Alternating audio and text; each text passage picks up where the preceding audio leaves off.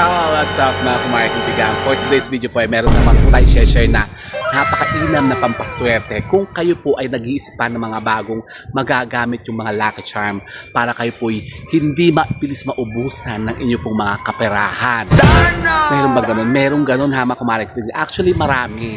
At tuturo po kayo ngayon ng isang napakainam na pamamaraan para kayo po hindi agad-agad maubusan ng inyo pong mga kaperahan sa inyo pong mga pitaka o wallet. Kasi alam niyo po ba ha mga kumarking tigang, meron pong tatlong bagay na dapat po meron po lagi kayo sa loob po ng mga... Wala pala akong lipstick. Teka, lipstick muna ako direct. Teka muna. Cut muna. Teka ha. Wala pala akong lipstick eh. Ano ba yan? Nakakahiya naman eh. Nothing beats a Jet2 holiday. And right now, you can save £50 per person. A few moments later. Okay na ba? Okay na ba, Direk? Ha? Nakakahiya naman eh. Wala akong malamang ka-lipstick eh. So yun na nga po hamak marketing, let's proceed na. Alam mo ba hamak marketing na meron pong tatlong bagay kayo pong dapat i-keep o ilagay lagi sa inyo pong mga wallet o mga pitaka para kayo po hindi mawawalan ng inyong pong mga pera forever. Talaga ba? Gano'n palang gano'n. Merong gano'n hamak marketing. Para napapula ata, Dre. Sana all. Napapula ata eh. Ako, oh. Okay lang ba hamak marketing? Ako, Mariose.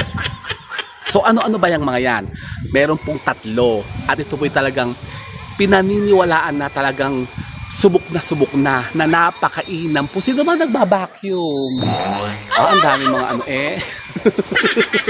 Kasi Joseph, tayo po kasi ngayon nandito naman po sa Karian ng Encantadia, dito po sa landian ng gobyerno ng Pilipinas. Medyo maingay po hamak marketing. Kasi tayo po ngayon ay nagwi-weekend. Ano bang tawag dito? Weekend stroll. Dito po sa UP. Kaya tayo naglalakad-lakad. Sabi ko, teka, mag-share muna ako ng ano. Kasi ako yung naisip na ito nga, topic. Kasi tungkol nga po sa pampaswerte sa ating mga wallet. Yun na nga. Kasi ngayon nga po share ko sa inyo ang tatlong bagay po hamak marketing tigang. Tatlo lang. Na dapat po'y wag na wag nyo pong aalisin sa inyo pong mga wallet at dapat po meron kayo niyan sa mga pitaka po ninyo para kayo talagang makaakit ng sinasabing kaperahan na hindi mauubos-ubos kailan pa man. Forever. Forever. Ang ingay naman. Sino ba yung mga yun? Teka na mayroon doon. May mga nagsuswimming.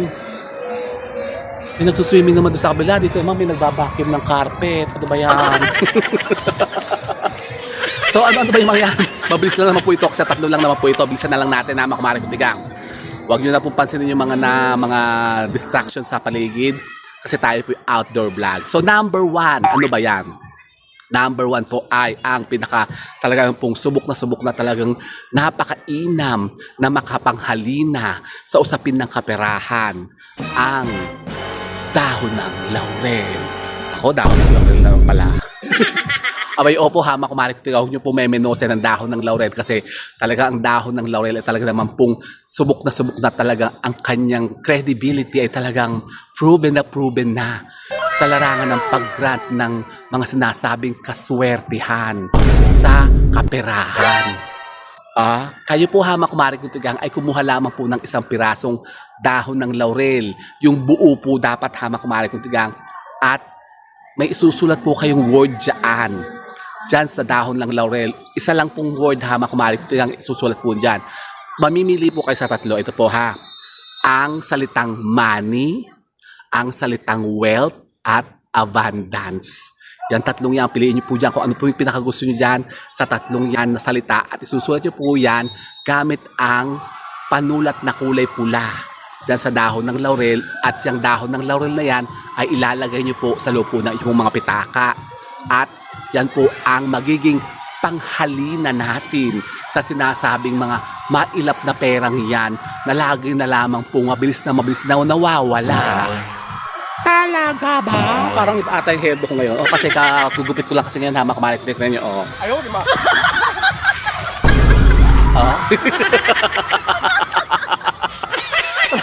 Nagsipulibo ko. So, ako may bagong hair do ngayon. Natin na nyo. Maganda ba? Oh, di ba? So number 2, ano yung number 2? Ito po. Kayo po ay maglagay dyan ng kapurat o katiting o isang pinch of, hindi salt, hamak maring katigang, cinnamon. Cinnamon? Opo, cinnamon powder. O, pwede naman kayo maglagay dyan ng cinnamon stick. Ang cinnamon stick po, hama kumari kong tigang, ay susulatan nyo lang po ng pangalan po ninyo at yung birthday po ninyo. Tapos yan po itatalian nyo lang po ng kapirasong ribbon na pula. Kung gagamit naman po kayo ng cinnamon powder, yan po ibabalutin nyo lamang po sa kapirasong malinis na papel at isusulat nyo rin po sa papel na yon yung pangalan po ninyo at yung birthday po ninyo. Yan po ititiklopin po ninyo at yan po isusuksok po ninyo sa loob po ng mga wallet po ninyo.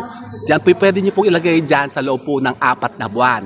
Papalitan niyo po yan sa susunod na pagbibilog ng buwan. Tuwing ika-4 na buwan po, yan, papalitan niyo siya ng bago. Ang mga dahon ng laurel naman po ay 3 buwan. 3 buwan po, every 3 months, papalitan niyo po ng bagong dahon ng laurel at uulitin niyo po yung proseso. At ang pangatlo po, hama kumari kong tigang yung isa pang nako, sinasabing napakaswerte kapag kayo po naglagay po ito sa mga wallet po ninyo. Ano yan? Yung pong mga loose coins na nakukuha natin sa kapaligiran. Saan? Doon sa mga karsada. Baka kayo may mga napulot na mga coins, mga bariya baga. Pero, diba, kasi meron pong rules yan. Diba, yan po i-share ko na nga sa inyo. Yung pong tamang pagkuha ng mga coins na mapupulot natin sa karsada. Baka kayo basta nandampot. Hindi po ganun. Titignan nyo po, hama kumari kung tigang yung mga bariyang yan o yung mga coins na mapupulot po ninyo, kailangan po sila po yung nakatihaya. Bakit naman nakatihaya? Kailangan po yung nakatihaya, hama kumari kung tigang. Kasi alam nyo po ba na ang mga coins na yan ay nagdadala po ng energy, ng positive energy o negative energy sa mga tao na nakakakuha po ito. Halimbawa, ano ba yung positive energy? Yun nga, kapag kayo po nakakuha po ng coins, yung mga barya na nakatihayang ganyan, nakita nyo sa kasada, tapos nakita nyo ganyan. May coins. Kunin nyo agad, tingnan nyo kung nakatihaya. Pag nakita nyo po nakatihaya, kunin nyo. Pero pag nakataob, huwag nyo kukunin. Kasi, ibig sabihin po, yung po ay may kaakibat na curse o sumpa. Ano ba? Sino ba yung ngayon galgalan ng galgalan doon? Tingnan yun. Tingnan mo. Talagang iinit dito. Buwisit ka talaga. Ito yung pasayo-sayo pa ng mga hawak kong beat. Let's ito mga to eh. Ayun na, tinan nyo na, nag-swimming. Leche eh. So, yun po, hamak-marik na yung pangatlo. Coins o barya. Pero sabi nga sa inyo, titignan nyo po muna ang mga barya makukuha po ninyo. Kailangan po yun ay nakatihaya. Huwag kayong kukuha o pupulot ng mga barya na nakataob. Kasi, di ba sabi nga sa inyo, doon sa mga previous vlogs natin, na ang barya ay pwede nating hilingan yan. Yan, halimbawa, yung mga ginagamit natin sa mga wishing well, yung mga hinuhulog natin sa mga balon, o yung mga itinatapon natin sa mga parada ng patay, hihiling tayo dyan. Kasi pwede kayong humiling dyan sa barya. Tapos, pagkayan po ay ihinagis natin sa mga prosesyon ng patay o parada ng patay, pwede pong mag-grant yung hinihiling po ninyo. Yan, halimbawa kayo pinakakita ng patay, dumadaan na patay sa kalsada, may dumaan na ganyan, kumuha kayo ng barya. Tapos ang gawin nyo, humiling kayo dyan sa baryang yan, kahit anong wish nyo. Halimbawa, ulubog kayo sa utang. Hindi kayo makabayad ng utang, sabihin nyo sa baryang yan, tanggalin mo lahat ang mga pagkakautang ko. Isama mo ito sa hukay ng patay na ito. Ano ba itong malintik na to? Ang hingay nila. Ang hingay naman, nakabuisit. Ganun. Bubulong nyo yung wish nyo dyan sa barya, tapos saka nyo i-itcha doon sa dumadaan na karo ng patay. Yan. At kapag kaya na yung tumaob, ibig sabihin, yung curse nung sumpa ninyo o yung wish nyo ay daladala na niya. Baga parang hinigop na niya. Dadalhin na yun doon sa hukay nung patay. Tapos nakita nyo yung parang ganyan, nakataob na ganyan, pinulot nyo, mapupunta sa inyo yung curse o yung sumpa. Kayo magkakautang, kayo malulubog sa utang. Ganun ba? Opo, makumaray ko kaya Ingat kayo sa pagpulot-pulot ng mga barya. Pero swerte ang barya, mga kumari kundigang. Pag nakita nyo po yan na nakatihaya, yung nakarap at tao, yung pinaka-head, tao po yun. Pag yung tail, yun po yung ibon. Yan, so dalawa lang naman po yung choices nyo dyan. It's either head or tail. Pagka head po, swerte. Pagka tail, malas. Huwag niyong kukunin. At kapag kayo po nakakuha na yan, ng mga baryang yan, na napulot nyo sa mga daan, kahit sa mga kalye, sa mga park, sa mga mall, o kahit saan basta na nakatihaya, kunin nyo at yan po ay itago nyo o isiksik po ninyo sa mga wallet po ninyo. Doon sa hindi nyo po madalas na nakikita, kailangan po hindi po siya mapapasama doon sa mga loose coins na ginagamit nyo sa pagbili o sa pagbayad sa mga jeep, ganyan, yung mga barya. Kasi minsan, napasama sila pag sinama nyo doon sa mga coin purse po ninyo.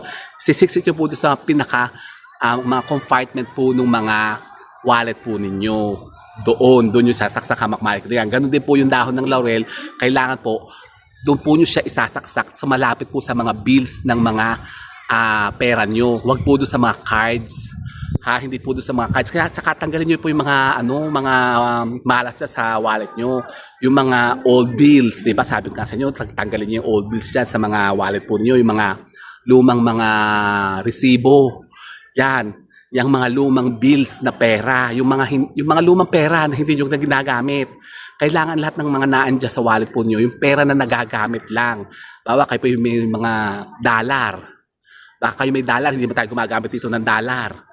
Tanggalin nyo yung dollar, itago nyo yung sa ibang lalagyan, kung souvenir po yan o collection nyo, kailangan hiwalay nyo siya ng lagaya. Kasi hindi naman tayo gumagamit dito ng dollar, peso tayo. Kung nasa US kayo, di dollar. Bawa kayo may mga perang galing sa Saudi, binigyan kayo, o may mga souvenir kayo, naggaling kayo sa Saudi o sa Dubai, o sa China, yung ano bang pera sa China? O sa India, gano'n. Basta kahit anong klaseng bills, basta kailangan po nagagamit nyo sa lugar na kung saan kayo naandoon. Halimbawa, kung nasa Philippines kayo, kailangan peso lang po ang gagamitin po ninyo. Peso lang po ang nagnaan dyan sa loob ng wallet nyo. Hindi po yung kung ano-anong pera ng ibang lahi. So, gano'n po mga kumari kong tigang. Tapos tanggalin nyo kung ano-ano mga arganas dyan sa mga wallet nyo. Halimbawa, baka kayo nag-iingatan ng mga picture ng patay na tao, mga asawa nyo o mga nanay at tatay nyo, yung souvenir o mga picture ng anak nyo.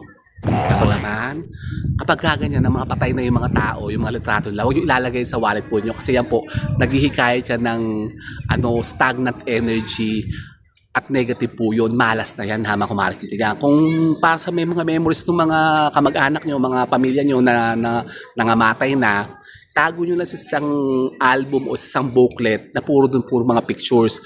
Huwag kayo maglalagay dyan sa mga wallet po ninyo ng mga pictures ng mga patay na tao.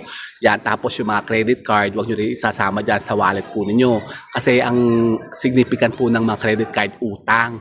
Liabilities yan. Siyempre, pagka utang, negative yun. O, ibig sabihin, hindi na kayo makakaahon-ahon sa kahirapan, sa utang, sa kautangan. Lagi kayong masasaidan ng kwarta.